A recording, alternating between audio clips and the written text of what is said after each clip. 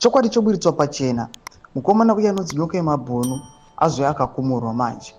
Panapa according kune mashoko ari kubuda achitaurwa pasocial media nemaresponses ari kuitwa nevanhu, panapa they are not sure kuti nyoka yemabhunu is just here to distract Comrade Bombshell Giza. Sana pinda mashoko mdanjirwa panapa robo subscribe or like on the bell icon. According to Lin M anova aiwa munanofumura zvigananda abudanyira chiti Giza has nothing to do with nyoka yemabhunu. I've said it here and I will say it again. Those are just rogue elements of G40 who are tarnishing Giza's efforts. Nyoka yemabhunu has nothing to do with the military. Focus. Ndomasvika mudatopa panapa naLin M. Tinoti vanhu vanozara mucomment section panapa vanyora vachiti hakuna munhu ari soba anowawata sezviya. Mumwe anopinda achiti I suggest nyoka yemabhunu murakashi mukuru. Mumwe anopinda achiti during the liberation struggle, ZANU and ZAPU fought side by side, but their sole aim was to liberate Zimbabwe.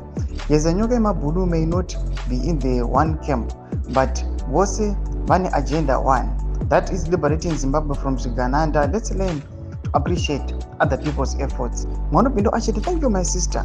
I think you have answered a lot of questions today. These G40 elements were tarnishing Giza's efforts and they were now making it like it was a G40 thing.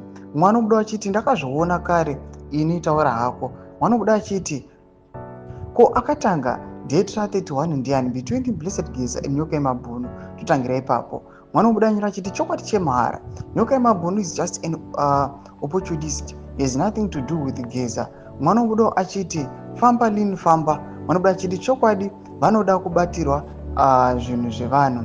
Ndomasvika ari kubuda panapa achitaurwa aiwa nemacomments evanhu pamwechete naLin M achiti aiwa mamunoti vana nyoka yemabhunu ava muchivafolowa even machannels avo emawhatsapp anengori marogue elements eri ma-G40 members variko kuzongotanisha au maefforts ageza vachiita kunge vari kusapota Bombshell Giza but behind variko kudonhedza Giza. Imboti semafunguro enyu vari kudii pamusoro pemaviews auya achiiswa nevanhu. Vamwe vari kuti aiwa yes vari in different camps but their goal is the same. Vamwe vari kuti the majority iri kuya panapa ichiti aiwa takagara tazvoona kuti mukomana uyu isuspect. Imboti mafunguro enyu munoti kudii pamusoro pechiitiko ichi. Enda comment section medu musangana subscribe or like channel on the bell icon.